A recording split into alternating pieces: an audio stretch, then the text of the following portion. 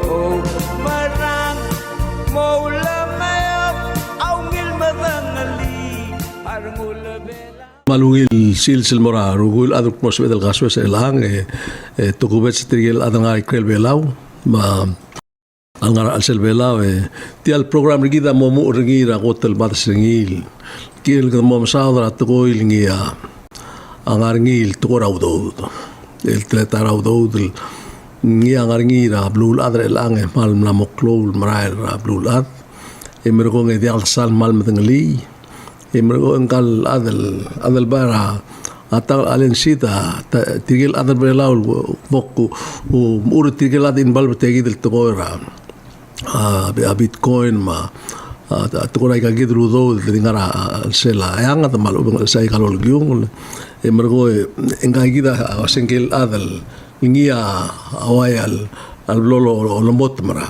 arael len adar belau no so is bringi mtengli idril kuk ngak pengil sem katal mukor ngak dia kumrangi imla kumrangi to namo o berata tarak ditia mana moklo mergo etigal el adal ngartianga o kyagre langal kara karusi belura Taiwan ma belura Singapore nangartiam lagi ondibel lagi belau ra ingan mergo klosei kagi de rumah ka inbal bringim akle gulang itringil wasel bortel ayate alguk meguk polo ay sergi del girel len ngarngi belau momu ringi akaplementa gida orol lo momu ringi maktingutial time tetel gibel ko ano meude ngaulan sang mos modi mos yogar tikal adal dagal me melo pengeder elang kaboy adal bang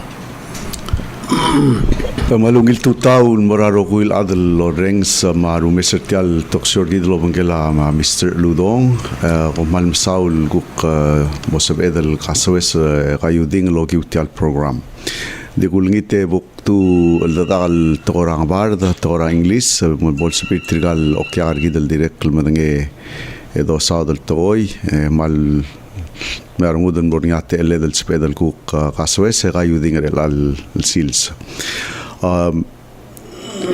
Ladies and gentlemen, it's a great pleasure to be hosted by Mr. Uludong on this morning's weekly show. We are very fortunate that we have two guests that have joined us. And one is a friend of mine, Prakash, and another friend of mine, Dr. ELAINE Wong. And they are both experts in the subject called the blockchain. I know my friend Moses limited knowledge likes to use the word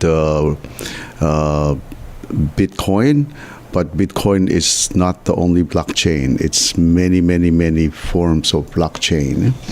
So blockchain is a generic term? Generic term, that's the blockchain. And what blockchain sort of means is that everything is visible, everything is known, and so there's truth to all the transactions. Basically, that's the word of blockchain.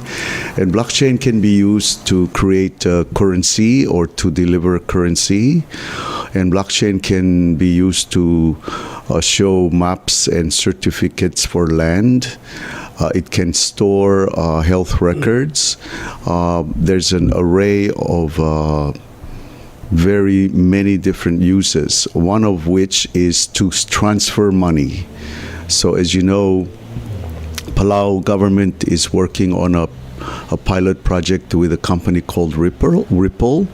And one of the projects that is happening in the world today is how can your money be in your phone? And from your phone, you can go to the supermarket and pay for all your groceries. You can transfer money from your phone to your son or daughter in the States or anywhere in the world. Foreign workers can move money back and forth from their phone using this technology called blockchain. So that's the future that's happening. I'm happy, Mr. Uludong, to share with you that the Ministry of Finance, Minister Caleb Udoy and his team hosted a regional conference for many Pacific Island countries, whereby The governors of their central banks were present. Prakash and Elaine and I were honored to be able to listen and tune into some of the presentations. And what is happening and what is evident is that a lot of these island nations are beginning to embrace the blockchain technology, financial technology, from Fiji to Solomon Islands to Papua New Guinea. And the objective goal is, how does the average person have access to money and use of money easily without having to pay large fees? But before we continue on, Elaine is from Taiwan, but had lived and worked in the United States, out of San Francisco and New York. While she was a student, she was also a guest of President Obama at the White House. She doesn't meet but she's a PhD in biomedicine. Biomedical engineering. Biomedical engineer. So She's a professor? she's a PhD, yes, wow. So Dr. Wang on that field. But she has really put a lot of her resources to develop blockchain. So one of her companies called Metropolis Global is involved in how we can raise money to fund project and how you can sell those projects on the blockchain. So she probably will talk a little bit about that. And my friend Prakash is a very unique gentleman. He has an office in Singapore, and his company is called ENJINSTARTER. It's spelled ENJIN Starter. So any one of the young people that want to see more of Prakash, you can just lock in and see. But one of the things that I really admire about Prakash is his company funds new ideas. And he has funded and raised money for over 100 companies, Moses. 100 companies. From where? From all over the world. Wow. So if you have an idea and you have a good idea and present it to his team and they say, oh, you have a good idea, we'll fund it. And that's one of the vision of promoting the blockchain technology knowledge in Palau, is to allow young people to have access to this sort of support and services. So we have decided to work as a group to provide for the first blockchain summit for Palau. And this is the reason why we are here in this talk show, is to talk about that blockchain summit. It will be held in August 27th, 28th of this year. And what's very interesting about that blockchain summit, Mr. ULUDONG and all the listeners and of the show today, is we are going to bring some very famous and well-known people in the industry to be the guest speakers. And there'll be also wealthy people. Oh, definitely. Definitely. And some of them will be here by Zoom, and some of them will be here in person. Elaine Wong and Prakash will talk a little bit about that. But not only do we want to show our beautiful island and culture to the people that have been leaders in this industry by bringing them to Palau, really one of the main objective, and I'll say it in Palauan, ataramal klol moktegar segi del summit del moringira August ngirmang amos birar other belau toguni ar mgegrel adel mos sab el mutul moklak cloud ngirtil girela blockchain mung tiamosis akl. So the purpose, Prakash, is to use the summit not only to invite our guests to come and enjoy the islands, but also to use the summit to educate the young people of Palau and the people of Palau to understand the various utilizations and uses cases of blockchain. I'm going to finish now and give the floor to Elaine. But I want to say, Moses, one of the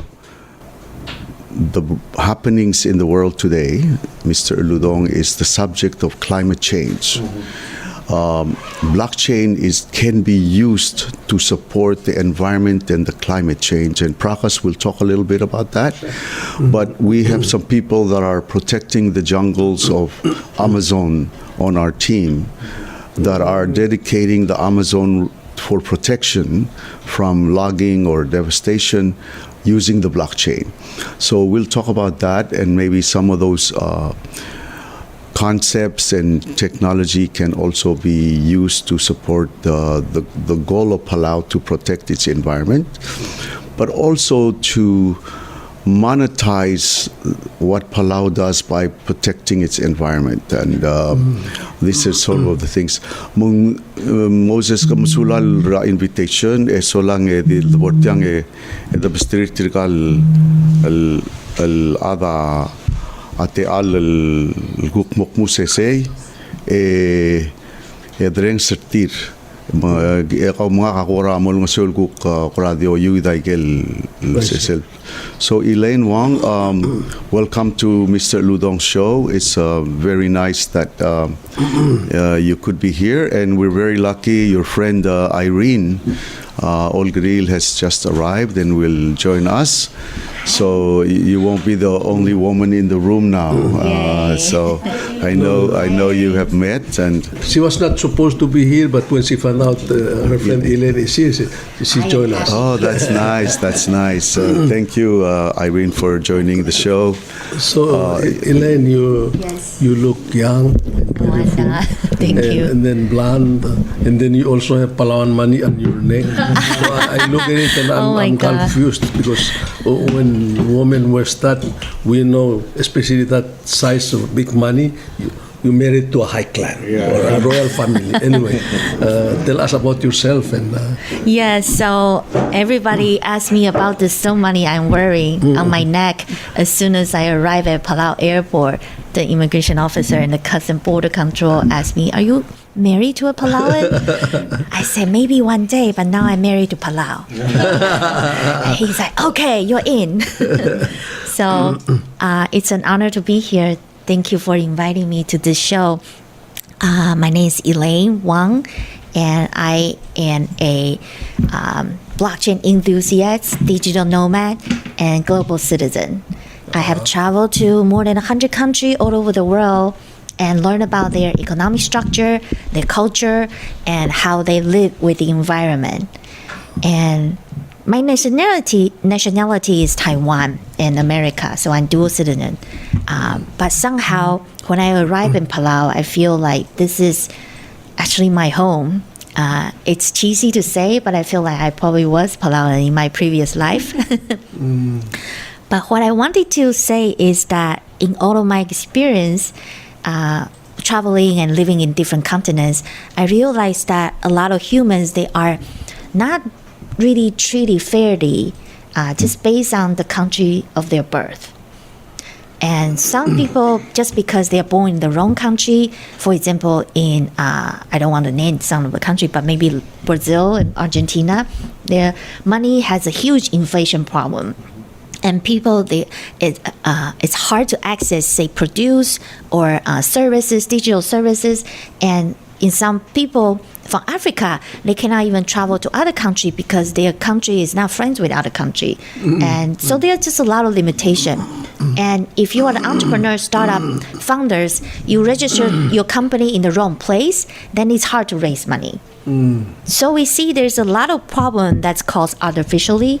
And Palau somehow has done a lot to try to solve this problem, to make the world a more inclusive place, like the digital residency program, like the stable coin project that Alan mentioned. Those are all the innovation of government or governmental services on blockchain that can actually make all the governmental services trustworthy, transparent, and traceable. So that helps a lot of people from all over the world, and they all now want to be digital Palauan. They might not be able to come visit Palau, but they want to feel they are part of Palau's digital ecosystem. And I think that's a very, very beautiful thing. They can use their digital residency to access various digital platforms as Palauan. They can trade some services and money as Palauan. And especially now with the stablecoin, they can send money to their friends in the Palau financial ecosystem. I think that's wonderful.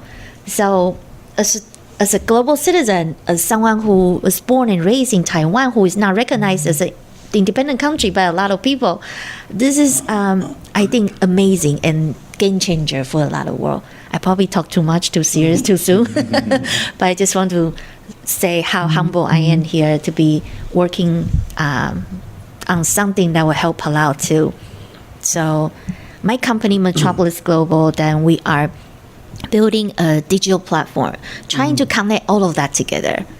And you have a company in the US, in Taiwan. Yes, and they are Now all. you're going to have a company in Palau. Once the corporate registry bill passed, then I will have a company in Palau. But we will talk about that later. So my company builds this crowdfunding investment platform, wherein every digital Palauan, every native Palauan who lives overseas or here, can then invest in development of Palau. Either real estate, either city development, either a lot of sustainability product. They can just put a little bit of money. They don't need to put in, say, $250K to buy a house. They can put in, say, $300 just to buy a little bit percentage of the 1% of the house. And then still get that really good returns because the economy of Palau is booming. Wow. And we want to help people and also help the developer and accelerate the development. And everyone wins. And all of these transactions is on blockchain. So there's no corruption. There's trustworthy. Because when you do this, you don't want to have corruption. So that's that. Yeah, good enough. Elaine, why don't you just say a few words about your love of the nature of Palau, and Right. we'll yield the floor to Prakash, okay? Yes. I love ocean. I love scuba diving. I love sailing. I was known as the first Taiwanese to sail a sailboat to Antarctica and the Arctics. So I love ocean. I travel to all the countries to do scuba diving to see the water. She's been to Chuuk and Ponape before coming to Palau. Yes.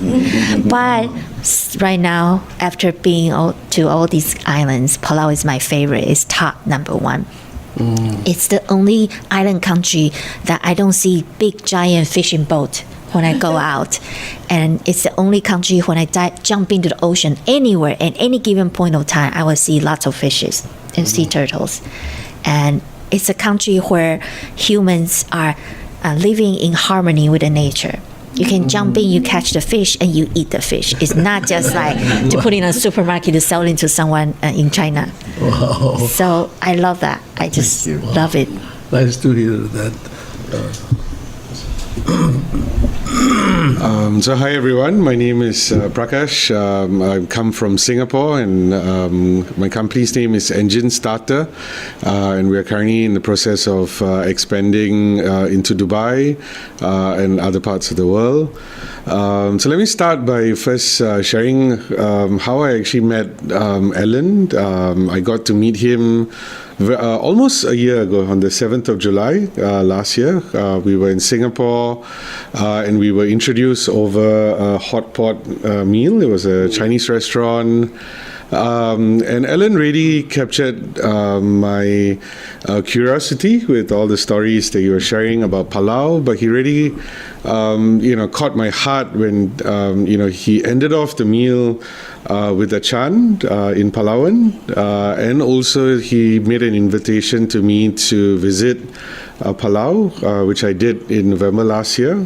And on the way in, we all had to take a pledge. And I took the pledge, very, very seriously. I read it out before I signed it. And that's when, I got this consciousness of how Palau is so focused on ocean conservation. Even before coming, I did a lot of research online and watched all the videos that I could find on YouTube around Palau. And the fact that you guys have protected, so much of your ocean space, it's a big message, right?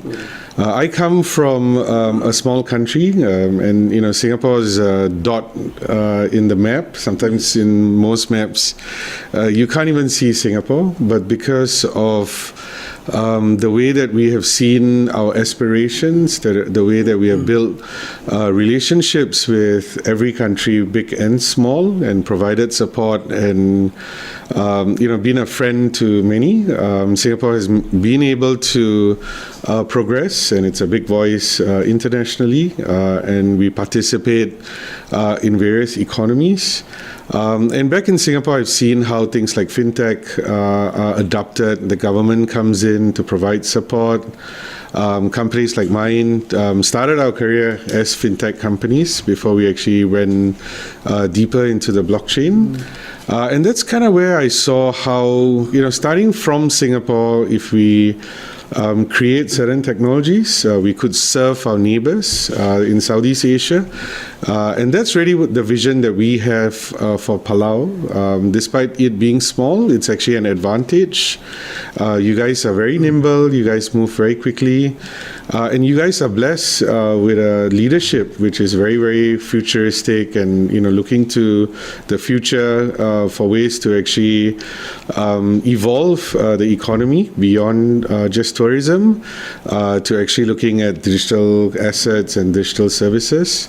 And this is where Palau will now participate in a global economy, right? So we see that happening in many, many countries. We are very active in the UAE, in Dubai, and the whole world is now trying to embrace this digital technology. To summarize it for your audience, it started out with the .com being Web 1.0. And then we saw what Facebook and other social media, which is Web 2.0. And what's happening today is actually called Web 3.0. And this is where the blockchain is an underlying technology. Without the blockchain, Web 3.0 cannot take place. But Web 3.0 is coming to change the way that we live, work, and play, and also make money, and also transfer money. And this is where we also feel that the technology will actually have a role to play in real-world assets, right? So this is where ELAINE shared about how we can actually tokenize a flat or tokenize a building because these are very illiquid assets. Mm-hmm. But once you break it up into small components, it's easier for more people to participate. Right, and now coming to impact and sustainability, this is the biggest topic in the world today. Everyone is trying to be involved with climate action. We all know that each one of us has a part to play in reducing our carbon footprint. And this is where the blockchain will come in. We are looking at protecting certain assets here in Palau. It could be the ocean, it could be the mangrove, which plays a very, very important role in climate action. And this is where we create carbon credit assets, which becomes a tradable commodity, just like any other commodity. And this is where developed countries will buy carbon credits from Palau. So my personal vision is the next time I introduce someone who's coming into Palau for the first time and they actually take the Palau Pledge, we want them to buy Palau carbon credits, and for whatever carbon credits that they had created on their flight from Singapore or from anywhere, they actually buy that carbon credits, which goes into ocean conservation related stuff here in Palau, and that's when you actually see the direct impact of what we're trying to build. Wow. Explain that. I mean, this carbon credit, you're just talking sure, in my head. Yeah. So kind of put it in, as I told you before, translate it to the kind of layman. Yeah, so carbon credits have been around for quite a long time. But in the past, what they used to do is they protect a forest. They calculate how many carbon credits can be generated by the square kilometers of land, and they created that carbon credit, and people bought it, right? So usually, what happens is if you create a lot of carbon footprint, or if you're in the oil and gas industry and you're destroying the environment to make money, you actually need to buy carbon credits to balance that carbon footprint, right? But for now, it's still, it's on optional, right? It's not mandatory, but very, very soon, starting from the EU, it's going to be mandatory, right? And soon all countries will actually need to participate. All large corporations will also start to participate. And this is the golden opportunity today, right? So there's, everyone's in a race to actually purchase these carbon credits. The price of the carbon credits are actually very low today, but someday it's going to be very high. And it's a form of a tax, right? So what the world is saying is that if you are providing or contributing carbon dioxide into the air, you need to pay a price so that you can, support others that will help to reduce that carbon and reduce the temperature of the world from up to 1.5 degrees. And you pay it to whom? You pay it to whoever's creating those carbon credits. So it can be exchange, it can be a project developer. So we work with people who are protecting forests, we work with people who are protecting mangrove areas, we work with people who are in solar, where they actually get carbon offset vouchers. So just to add to what Prakash is saying, Moses, for example, let's take somebody that we know well. We could say Japan Airlines, or we could say United Airlines. When they fly all over the world, they're burning a lot of carbon into the environment. And the way the world is structuring is, if you're going to burn all these carbon, you may be taxed or you're polluting the environment, then you have to buy offset from places, for example, like the Amazon, that will dedicate a big jungle that produces the oxygen to offset the carbon damage that you're doing. And this way, the people that are using carbon to burn for their business are directly responsible for protecting the mangroves or the jungles, to keep them from disappearing, and at the same time there's money to protect them through this carbon exchange. So this is one of the biggest negotiation going at the United Nations, Irene. I know your daughter has been involved in some of that, but it's coming. And what would be great is if with the help of people like Prakash and ELAINE, that Palau becomes ready to participate in this new technology and new event whereby people such as Japan Airlines, for example. And as a matter of fact, Japan Airlines has expressed in years past, we would like to do something for Palau.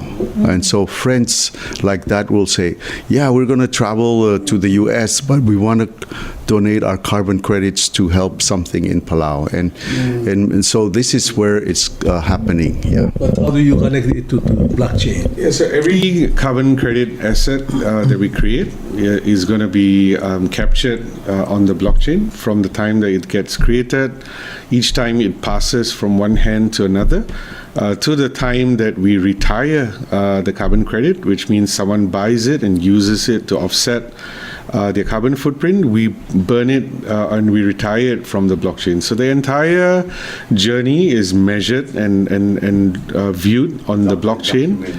And without the blockchain, we can't do that, right? So currently the problem is people buy or create these carbon assets, but they sell it to more than one people because there's no way of tracking it. So that's the real value blockchain brings in this equation. I mean, so how do you pay it to like the Amazon or to Palau or to the countries that still have more? There's a platform that's on the blockchain. That's right. Yeah. And you usually get it in an annual basis, so the carbon credits get created annually. And once you create that program, the carbon credits can go on for 10, 20 years, as long as the area that you have is protected and you're not clearing up any of that land. But I mean, you see it in Palau or you see it in the Amazon. So how do you see it? I mean, it comes to a bank or goes to what? It usually goes to a digital wallet, and then we work with partners to actually convert that into cash. Of the government or the citizens or what? It's currently a private sector-led initiative, but a lot of countries are now creating their carbon standards, and they're creating their carbon marketplaces. And that's where it becomes a lot easier to liquidate those assets. Yeah, I think we need a conference or a summit to Yes. discuss this for 1 month or something. That's No, true. no, That's that's very- part of the summit in August, Mr. Ludong, is to discuss that, to educate people on that. Because I You think know, of that money transfer, but so you get money put in your pocket and you go to the store and you buy things. But It's what's a solid interesting, stuff that you what's have. interesting, Mr. Ludong, is your son is one of the top experts from Palau. Why don't you learn it from your son? He told me he mined these coins. He was in Korea, and China. He mined using Mining, computer. I said, mining. how do you mine these coins? You know? Wow.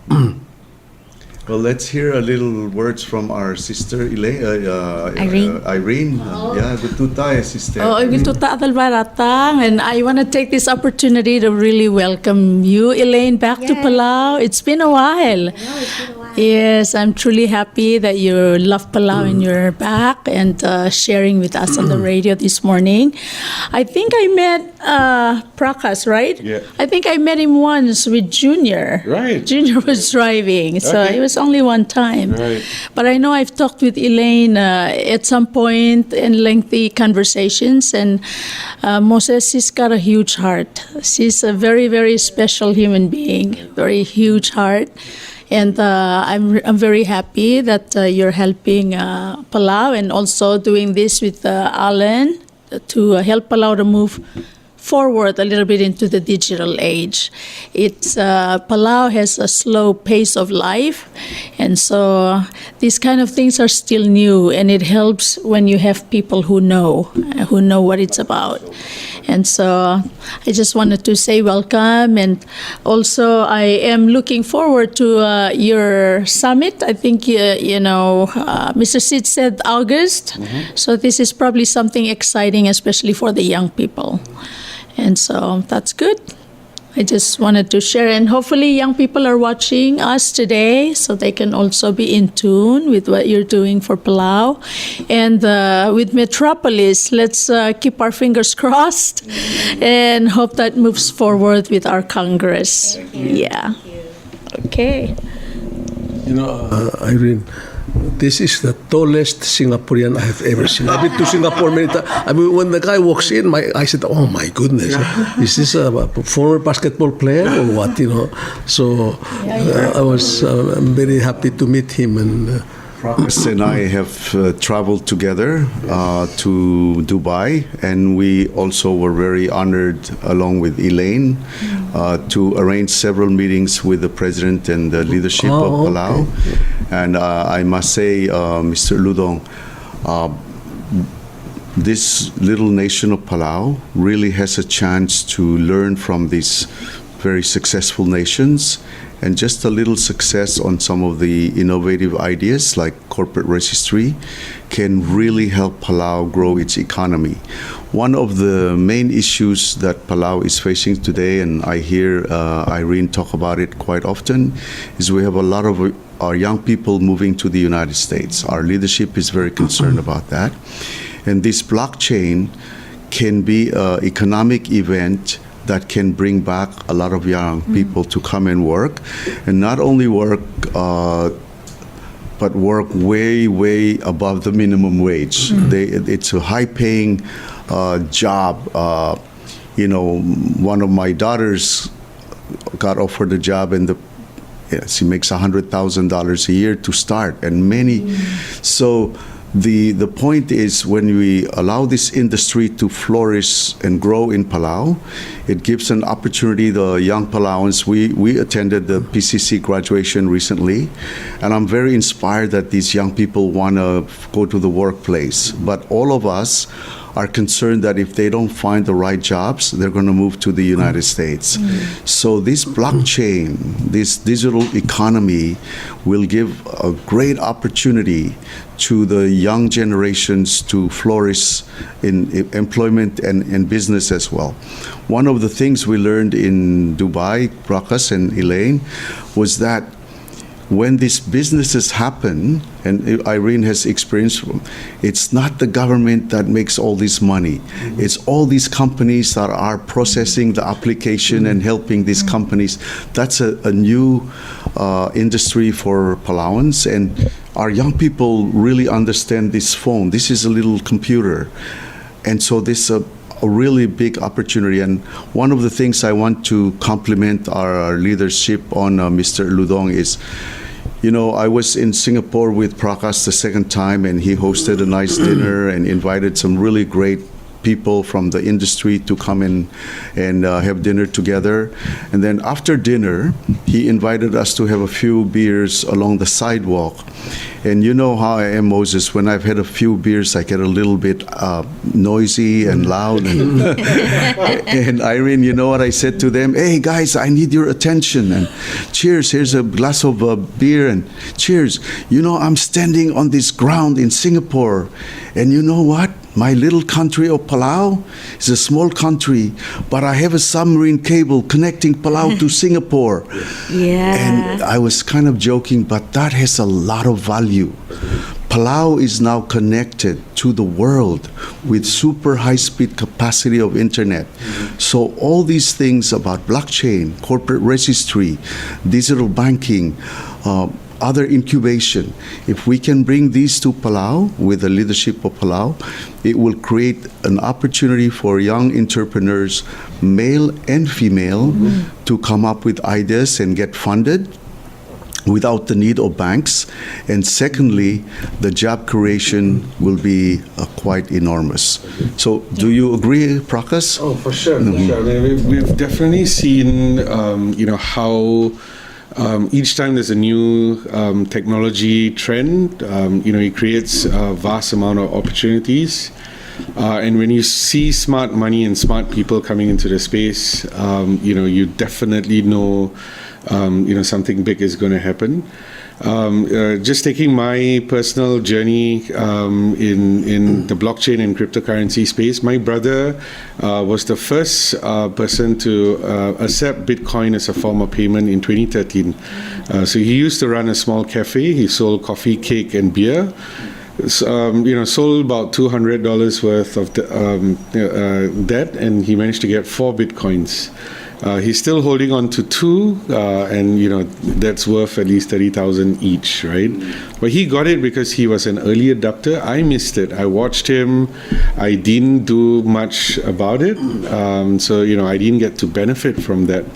And then in 2015, I actually hosted the first blockchain conference in the whole of Singapore. That was the first time a conference on blockchain was held. And we got a lot of banks paying us $5,000 a seat just to come in and listen and learn this technology, because at that point of time, the blockchain looked like it was going to replace a lot of industries and people were fearful, right? So the banks paid $5,000. We did a 2-day workshop or a 2-day conference. We made a lot of money, but we only were educating people, right? So that's where we felt that this blockchain summit that we're looking at putting together here in Palau is going to be very, very crucial, right? So one key, you know, story that I want to share about the blockchain summit is when I first came in November. Ellen, you know, brought together his son and his nephew, you know, Junior and Jason, and they brought their friends, and they're all the youth of Palau. I call them the children of Palau, and they all come from different backgrounds, and a lot of them actually studied overseas, and they come back here to work in the public sector, to also, you know, support in the private sector. But they all had this passion for the blockchain. They knew that the blockchain is going to be able to change the country as well as change their lives. And within 6 months, they've actually started something called the Palau Blockchain Society, where they now are going to play a key role in the development of this industry in Palau. They're going to be engaging with the youth to educate and to expose them to this opportunity, but also use this opportunity to engage with the older generation, where they can help them create wallets, they can help them understand this industry, and also learn financial literacy, right? Because you need to know how to protect yourself from scams, you need to protect yourself from losing the wallet keys. So we're very proud to say that the Palau Blockchain Society is really an integral part of this summit that we're putting together. They are the guys that are leading it. They are the guys that will be facilitating it.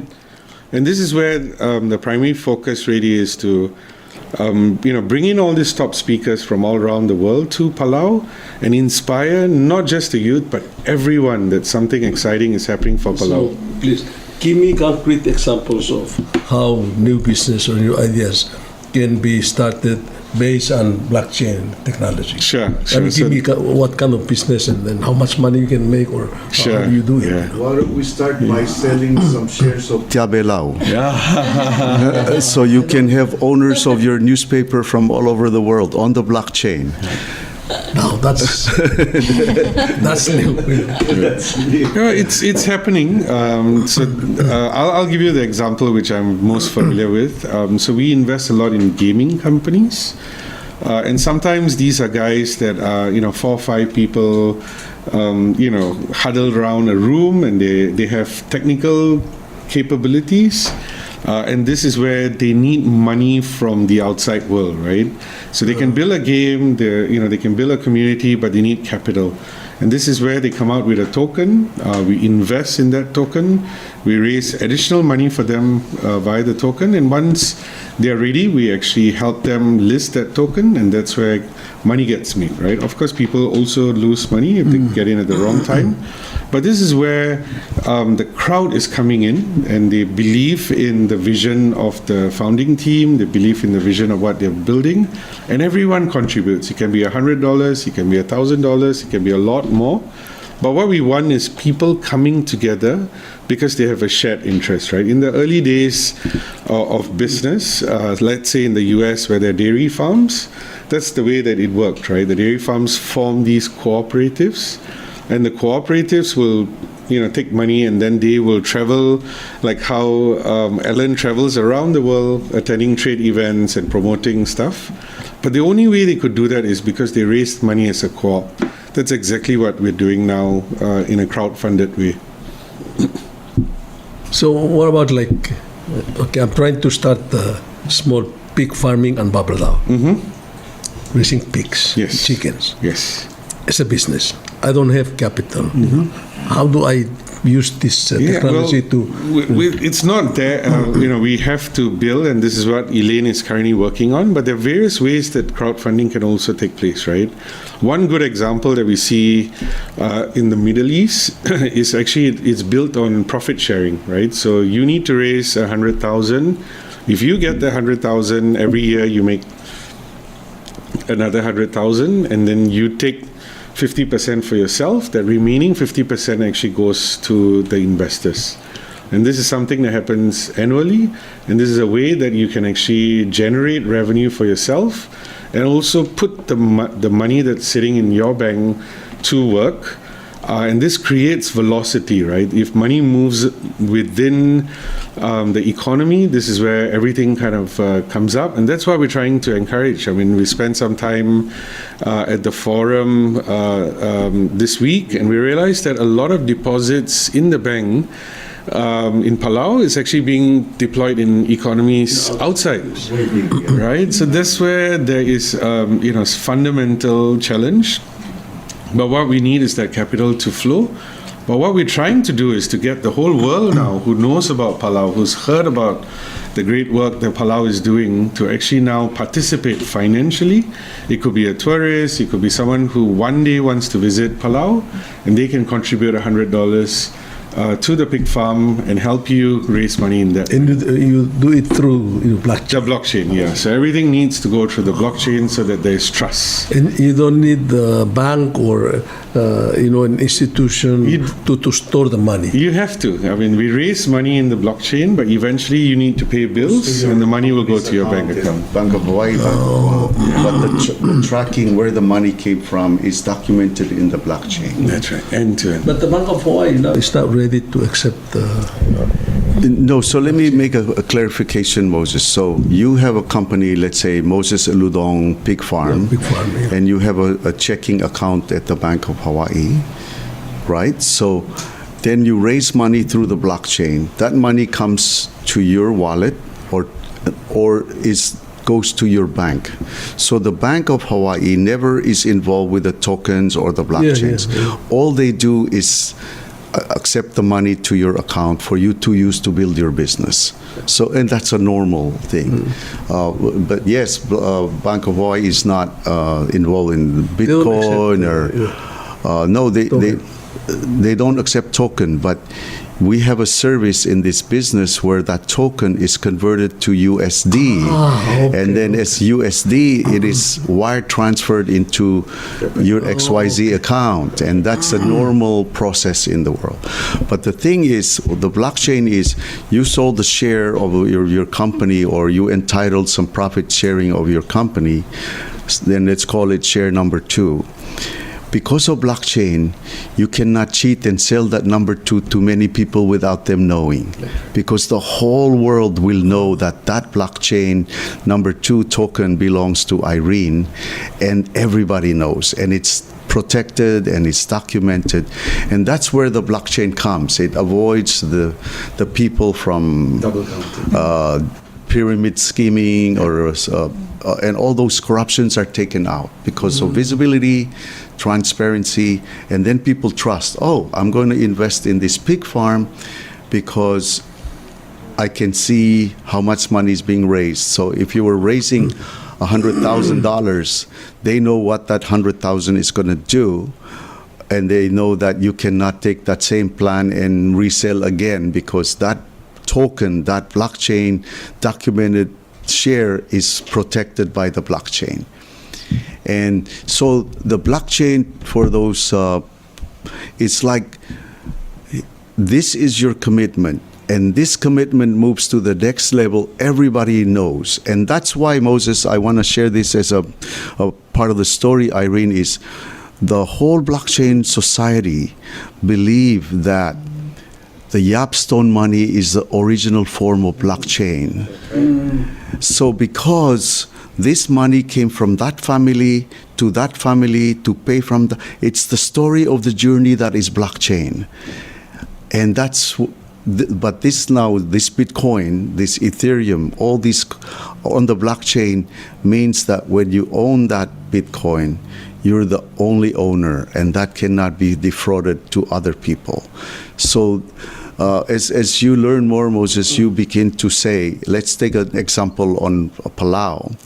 Palau someday will have a land bank where all the certificates of ownership will be documented, and no transfer or sale of that document can be done without being visible in the blockchain.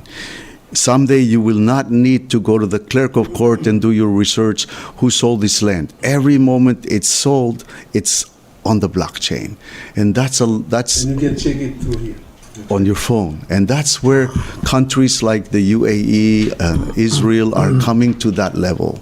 And Palau can be one of those countries. Because, you know, you've dealt with land from your legal background. I have been, and many people are a victim. One guy owns the land and he sells to 5 of us. And then we go to court and the first guy who first bought and filed is the real owner. And the guys who didn't file, even though they were ahead of you, is not the owner. And this is preventable under the blockchain process. So just to give you a background. So blockchain is not really just for money, but for documentation and record keeping as well.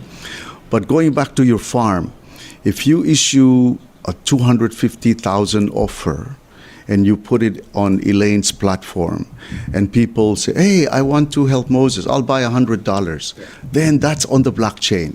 Then all of a sudden you have $250,000 that they expect you to put into the farm to see, and then you have to report every month how many pigs are there, what was your cost on the food. But when you sell, you have to commit to the profit sharing that allowed you to accept their money. So Can we talk business after this? Yes, we will. About the pig farm? If I could ask, because I think Alan knows the law that Regis Akitaya, our former senator, he introduced a law called the Palau Private Bank and Trust. And so what he was sharing is what I've always also been hoping, that we could have a place, if not a physical place, a place for, land and money to be kept, documentations would be good and transparent.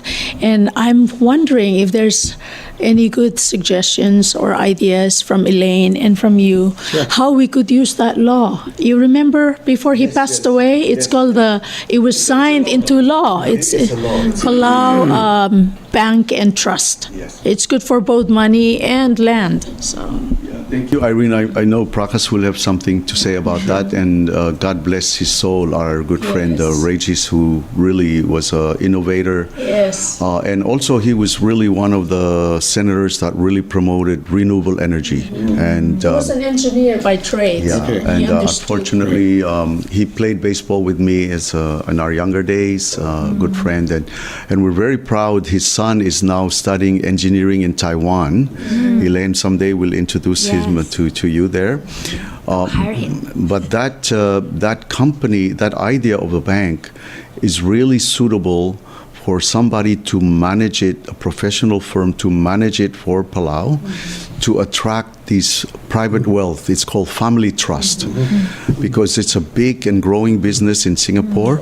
But if it's owned by the government and it's managed by a professional group, many private families that want to park their money in a safe place would use that bank. So that's It's like a wealth management. wealth management process.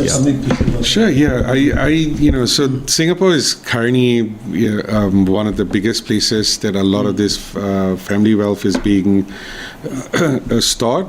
But I think with what you guys have, there are a lot of venture philanthropy. The funds, the family offices want to invest into developing countries, but they also want to see that capital go to work, right? They want to see that it's going into renewable energy and to impact. And this is where we feel that structure is going to be very, very helpful. Singapore as a country grew, in its economic strength because we have a sovereign fund, right? It's called Temasek, and they invest in the national carrier, they invest in various other large organizations, and you need this structure in place so that, the country can actually evolve. If we constantly look to the government to pay for everything, it's going to be tough. But they need to be able to invest into some of these up and coming. So Temasek at this point in time invests into blockchain companies, not just in Singapore, but all around the world. And this is where they know that this is going to be a future. One interesting idea that Ellen and I considered is there is this structure known as a DAO, or a decentralized autonomous organization. And this has been proposed and passed to law in a neighboring country, right, in Marshall Islands. And that structure potentially could be used for this trust, right, where other bigger companies can invest and they can participate in how that capital is going to be deployed. Because how DAOs work is there will always be a council, and the council will come in to vote on certain decisions, right? And majority always has its way, and they can decide who to invest in, which industry to invest in, and this is a good way that Palau can tap into this international network of friends, the digital residents, which are all very knowledgeable in this space, but they all can play a role in navigating the way that Palau is going to progress. That the government is trying to this stable coin system, and I've attended some of their meetings, and they were supposed to launch it last year and this year, but so far not yet. Can you explain what's a blockchain and what's a stable coin? Sure. What's a cryptocurrency? I mean, these terms are thrown around, so I think we need to kind of our simple mind. Okay, what's the big one, and these are the parts of the. I understand. So the blockchain is actually the first layer, right? It is the database. That's where all the information is being stored. and The like platform. what the platform it's the base. So when you are building a house, we start with the foundation, right? And then on the first floor, what we are creating now is tokens, right? We call this tokens. The tokens can be tagged behind a land, it can be tagged behind your farm. This is where we call it an asset-backed token, and it can be backed by money that's sitting in the bank. So that's when the stable coin comes in, right? So Palau is one of the pioneering countries when it comes to a central bank issued currency. So in order for the government to issue one, what's it called, RPC, right? The Palau stablecoin? PSC. And before you can issue that one PSC to you, they need to make sure $1 is in the bank, right? And what it's going to do So it's now, secured, you know? it's secure. It's backed by something. You can take it to the bank and you can. But what it's now going to do is you can now send that $1 to your son overseas very, very quickly without any costs. So that's Without really, going to bank, without going to, you know, yeah. Western Union or this. That's right, very quickly. You don't need to queue up. It's just. But what eventually is going to happen is you can take that stable coin, you can invest it into a pig farm, you can invest it into a carbon credit project, and so on and so forth. And there are different types of coins. Definitely, there are many, many different here. So that is the easiest way. The other one, which is it's known as a utility token, right? So this is where, like the example I shared with you, it's a gaming company. They create a utility token. The utility token gives you access to the game or gives you access to the community. And that is a speculative product. It can be $1 today, it can be $2 tomorrow, it can be 10 cents the next week, and that's where it becomes very risky, right? So it's not for everybody, but some people do it, and any other cryptocurrency is a speculative product. So there are different classes of products, and there will be new and more use cases for these products. We're just in a very, very early stage. It took hundreds of years before money became what money is today. The same journey is happening now with blockchain. So, Elaine, I mean, you have a company. Can you explain what your company does and how are you using this, blockchain and coins in your company? And how do you do it? Yes, How do you make money? You must be a She's a millionaire. part owner of a company called AAG. It's a gaming company, and it's live, and people are working on that company every day, all using the blockchain and all using these coins, digital coins. So, Yeah, that was my previous company, AAG. It started out as a gaming company, working, like just what Prakash had mentioned before. They were building infrastructure to support a lot of mobile games and desktop games. And sometimes when you play games, and they are gadgets you buy in the game. Like I play Pokemon Go. Sometimes I buy like certain tokens or certain equipment to use to catch better Pokemons.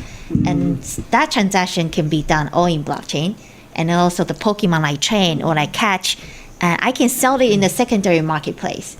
And people will want to buy the Pokemon I train because it's really strong. So then that can be back on blockchain.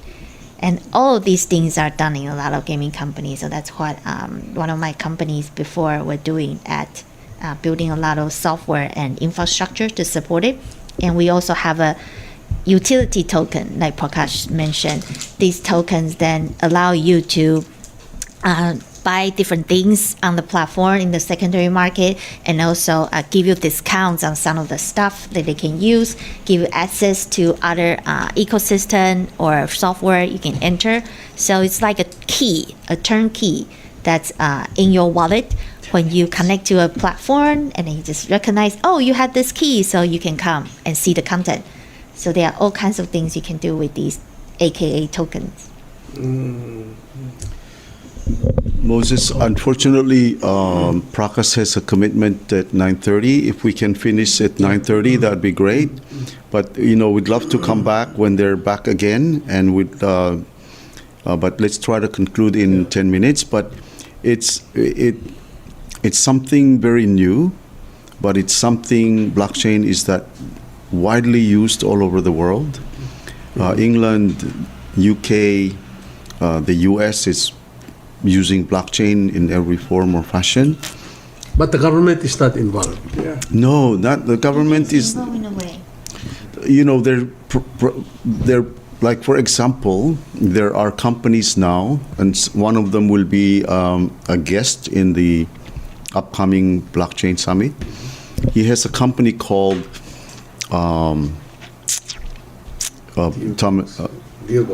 Dealbox, and it's owned by developed by a guy named Thomas Carter, who will be here in August.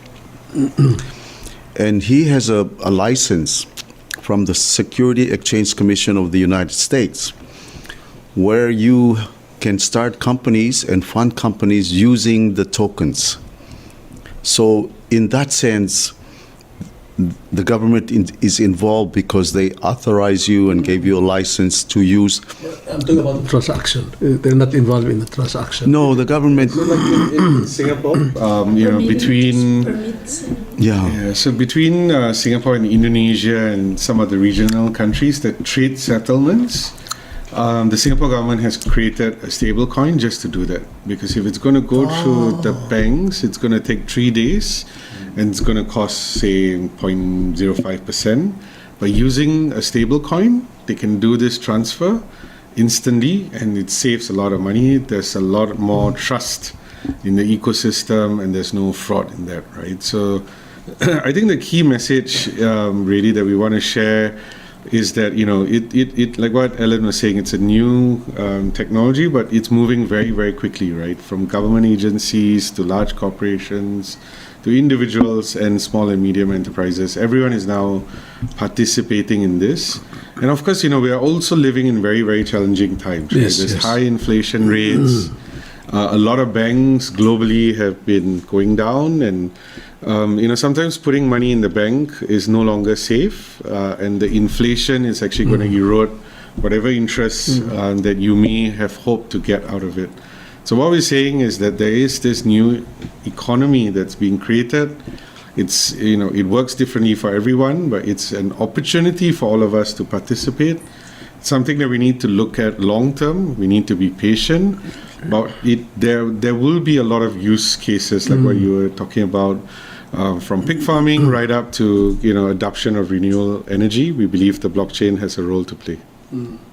Well, we're coming to a close, and this is a heavy subject. I mean, it's going to take months if we're going to discuss it. But I think we're just starting now, and of course, the government is doing its own, and we have these meetings, and I hope it's going to be incorporated even into our school system, so we can learn about it. Especially young people who still can learn. People like us, our head is already cemented, so cannot learn. But anyway.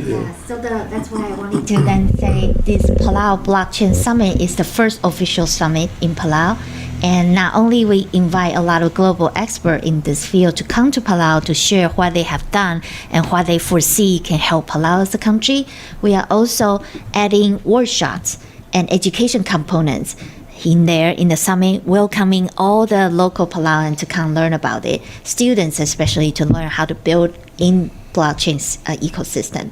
So that's end of August, and I will also invite every Palauan overseas to tune in, because we will also have online streaming as well, live streaming. Yeah. I have just wanting to ask Elaine, because I know we have to share the same passion to help startups and entrepreneurs. Yes. Do you have some words for maybe the young people on how this could enable or help support startups and entrepreneurs? Yes, of course. There are so many things that young entrepreneurs might need support on in a very early stage. I am an entrepreneur, so I know. One is access to capital, and two is access to advice and expertise to guide you along the way.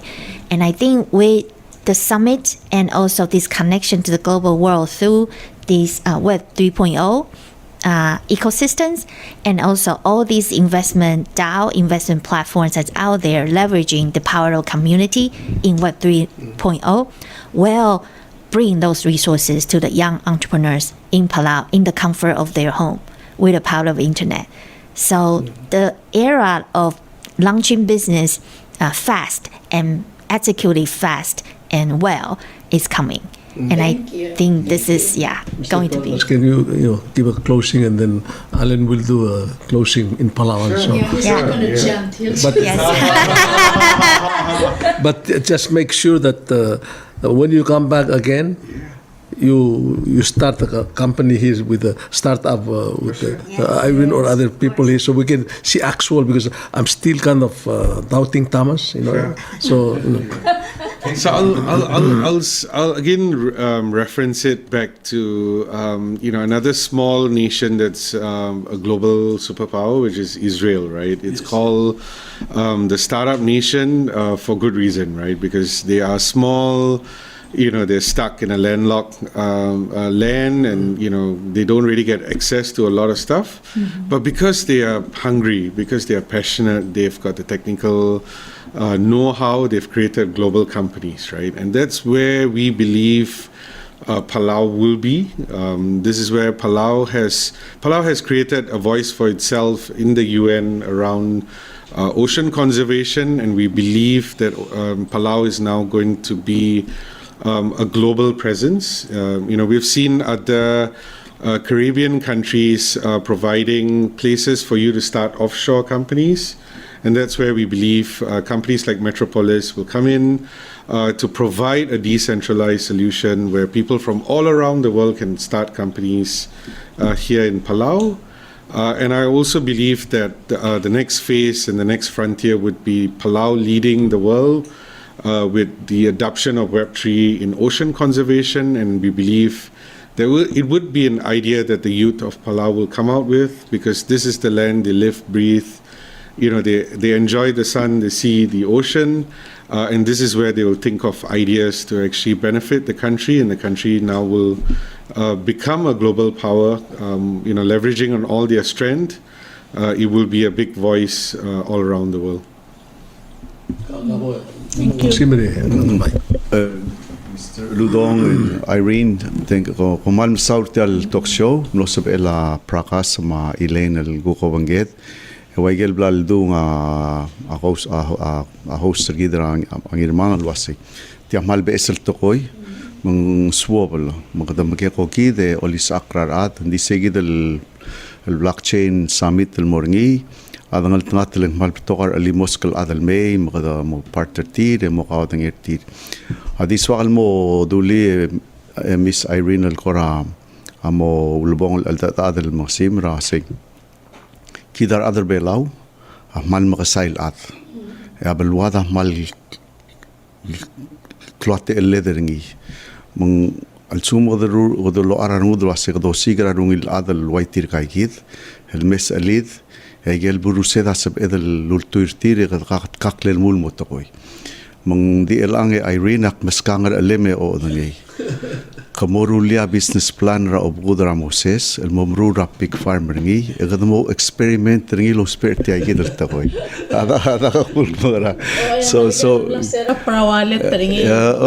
ngi deme ang artiang taramal limoskal gegrel ad engel lo leka quradir stelgibel sagamrur ending giredro obra waitir kaikid giredro waitir may mga direk lolngit Irene matara talk show waitir gidel gegrel ad ngaring al gegra junior mangir the may tirge gidel future young generations ngiti tril mera talk show let's say long the adu tirgal gegrel ad ra the long lead et taqaw the gel tigingir gidel muklol ad de al sal qaw the so Prakash and ELAINE just wanted to thank Moses and Irene for hosting us today.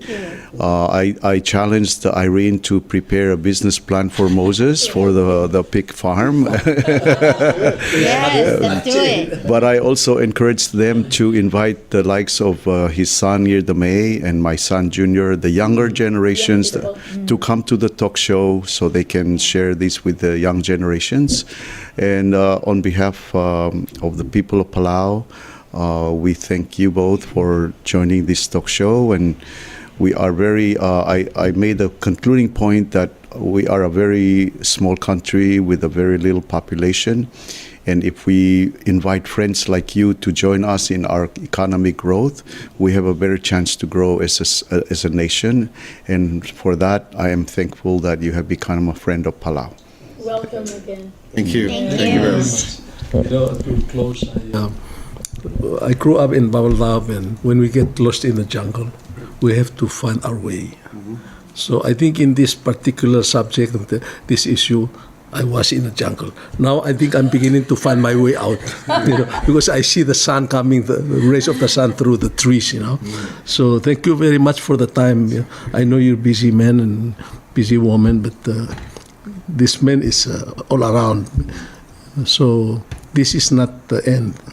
We just say in Palawan, we don't say goodbye, we just say, see you later. Mauriu. Mauriu. Thank you, Moses. Sula.